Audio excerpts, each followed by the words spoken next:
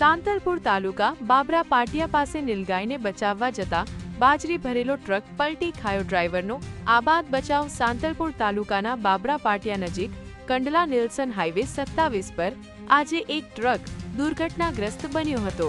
પ્રાથમિક માહિતી મુજબ રાજસ્થાનથી બાજરી ભરીને ભુજ તરફ અનલોડિંગ માટે જતો ટ્રક અચાનક રસ્તા પર આવેલી નીલગાયને બચાવવાનો પ્રયાસ કરતા પલટી ખાઈ ગયો.